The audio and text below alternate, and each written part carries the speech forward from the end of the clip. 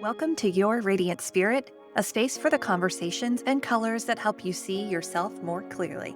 I'm Heather Eck, an intuitive artist and guide, and I believe your soul speaks in the ways the mind can't always put into words, through color, energy, and the stories your body holds. This show is where we explore those messages. Through personal stories, deep conversations, and creative insight, we'll uncover what's been hidden, release what no longer serves, and begin to imagine what's possible when you live in full alignment with who you're meant to be. What you hear here is more than inspiration, it's an opening, a chance to feel the shift that could change everything. So take a deep breath, open your heart, and let's step into today's conversation. Hi, my friends. Welcome back to Your Radiant Spirit. I'm so glad you're here with me today because this week we are going to talk all about the heart. I know it is not Valentine's Day. I know it might feel a little weird to just go diving into all things love and heart related, but this is so important. And I think there are so many people out there struggling with energy in the heart space that I thought it was really important that we talked about not just the physical organ that pumps the blood through your veins and keeps you alive, but also the energetic and spiritual center of who you are and the energy center that connects us from the physical experience of being a human to the wild roller coaster ride of being a spirit and a soul. So, to start today's episode, I want to actually remind you of a little bit of a love story.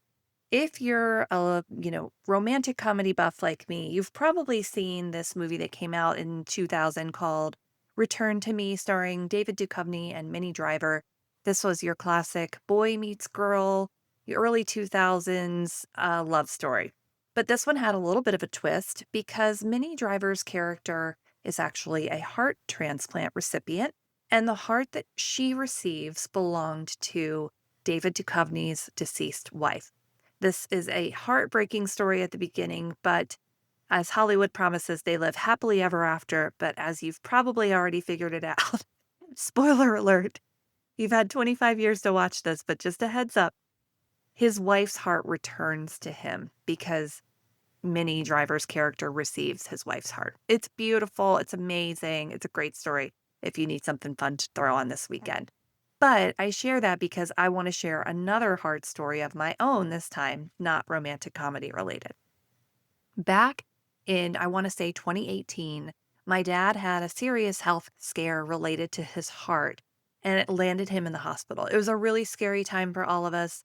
Around that same time, I had actually found my way back to art, and I was really struggling at work. I was struggling everywhere, but I had returned to painting. It was around this time that my spiritual teacher and I concluded that creative expression was my gift, and that was what I was here to do, and that my artwork is healing, and here's how. And so I was painting and praying my way through life. I had no idea where it would lead. I certainly did not expect that it would lead to me recording this podcast today.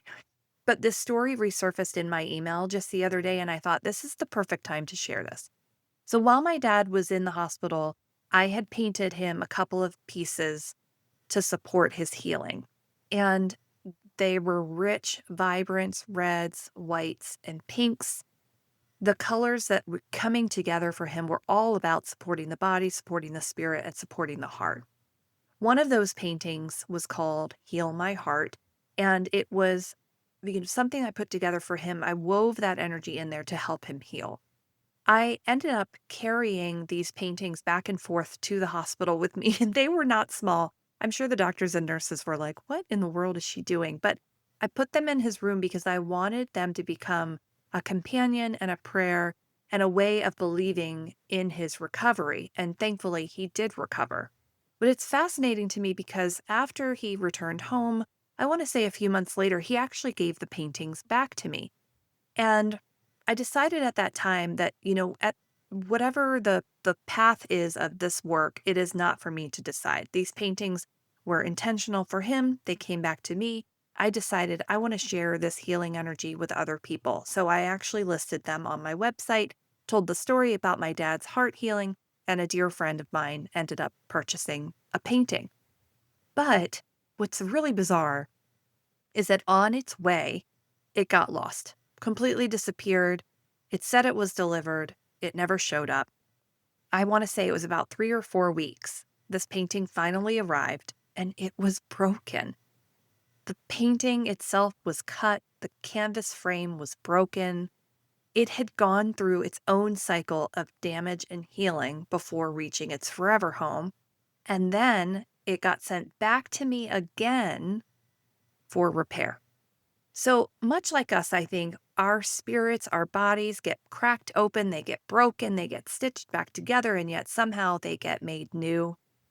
This painting, Heal My Heart, ended up going to the hospital, back to my home, back to my dad's house, back to my home, all the way down to Florida, back to my home, into a repair shop, and then finally back to Florida where it lives now.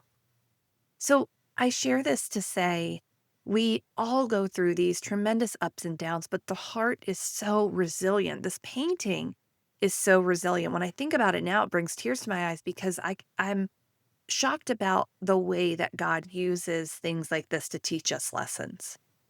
The heart chakra, that space in our heart and lungs, it is an energy center that means in Sanskrit, unstruck or unbeaten.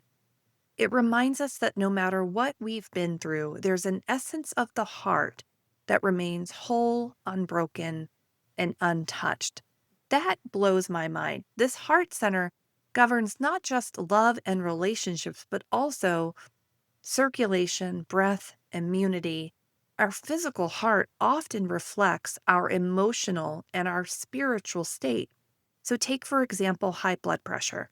Physically, that's pressure inside the arteries, but spiritually, it can mirror the pressure we put on ourselves, the unspoken expectations, the need to perform. It can reflect unprocessed anger or stress. When life feels like it's pressing in from all sides, our blood pressure often tells that story. Or think about something that's, I don't want to say it's new, but it seems to be coming up more and more with people, a condition called POTS, Postural Orthostatic Tachycardia Syndrome. With POTS, the body struggles with circulation when standing up, which can lead to dizziness, fainting, rapid heartbeat. On an energetic, spiritual level, it can feel like instability. The body literally can't ground itself or trust the earth beneath it. Spiritually, that might echo a sense of feeling unsteady in life, unsupported, or fearful of moving forward. When we tend to the heart chakra, we aren't just working with emotions like grief, compassion, and forgiveness, but we're also calming the physical systems, the rhythms of circulation and breath. They mirror those emotions in our body. So just this week, I went to the cardiologist to check on my heart because I have someone who also suffers from high blood pressure. And because of the issues that my dad has had with his heart, I take heart health very seriously and am actively working on healing my own heart. Maybe that's why the painting came back to me. But one of the things that she said to me at the end of our visit, because we always talk about my artwork, I just love that she takes an interest in who I am as a person, as well as who I am as a body. She said some of her happiest patients are artists. She said they're not just the ones that are following the medical protocol. They are also the ones that are still deeply immersed in their own creative practices. They paint, they quilt, they make music, they teach others how to do it. She told me that creativity itself connects us back to this place of us that is filled with love and is open to healing.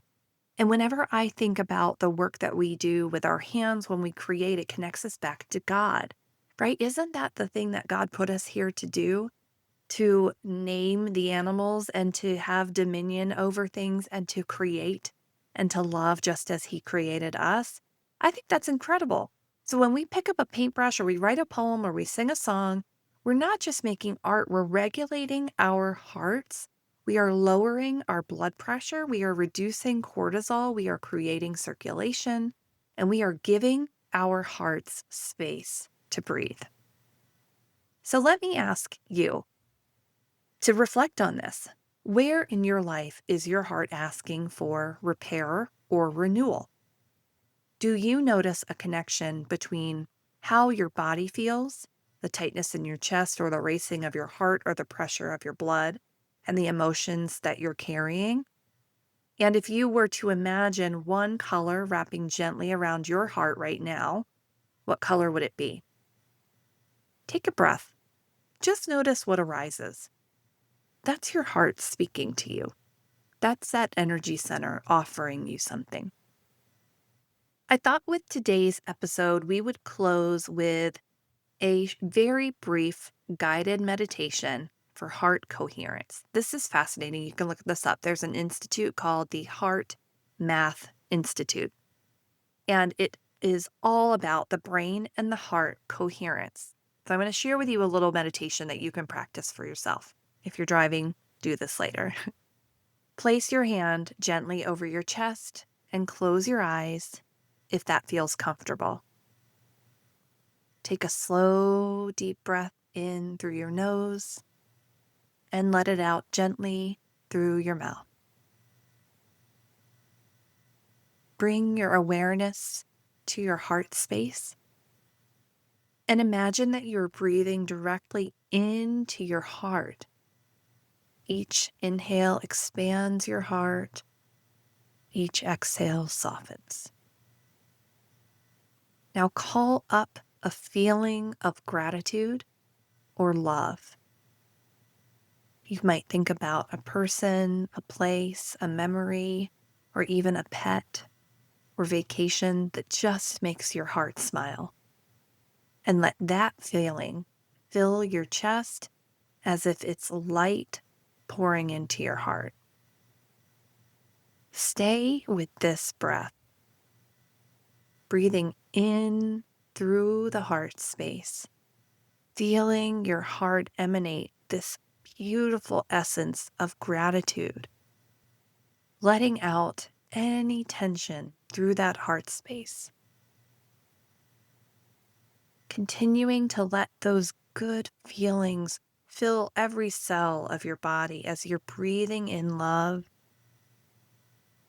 and you're exhaling any stress or tension. This simple practice begins to bring your brain and your heart into coherence. You're actively calling up an emotion of love or gratitude. And that calms your nervous system. That can even lower your blood pressure. And that can restore balance to your body. I'm so grateful that I'm able to share this story with you.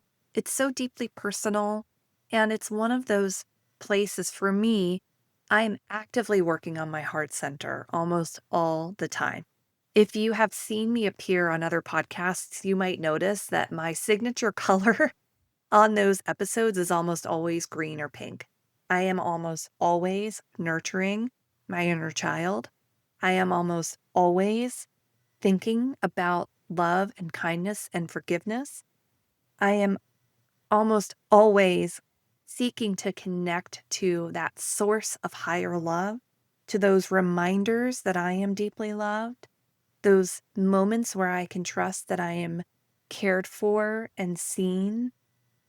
And it helps me to stay in a place of gratitude and appreciation. If your heart feels cracked wide open, I want you to know it is not broken. It is asking to be seen and tended to and loved. I hope that your heart finds its rhythm again this week. May it be light and strong and open to love. And if today's practice resonated with you, my friend, if you feel called to go deeper into your own practice to explore how your body's symptoms connect to your spirit, and how art and color and modalities like meditation and therapeutic art can support your healing, this is literally the heart of my work.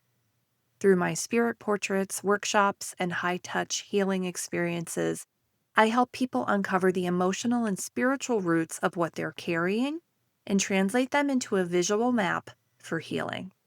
If you're curious about how this might support your journey, You'll find a link in the show notes to connect with me.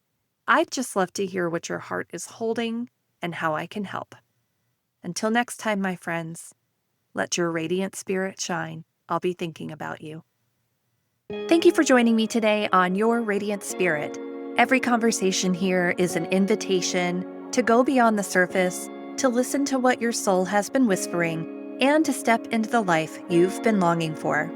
If you're ready to go deeper, to work in a way that's personal, creative, and profoundly transformative, you'll find ways to connect with me in the show notes. Whether it's through art, a guided session, or a fully immersive journey, you'll discover a space where your truth is seen and your next chapter begins. If this episode spoke to you, it would mean the world if you shared it with a friend, left a review, or subscribed so more people can discover the conversations we have here. Until next time, my friend, keep noticing the colors, the moments, and the nudges. They're all leading you home. And for now, take a breath, hold on to what resonated, and carry it with you into the rest of your day. Thanks for listening.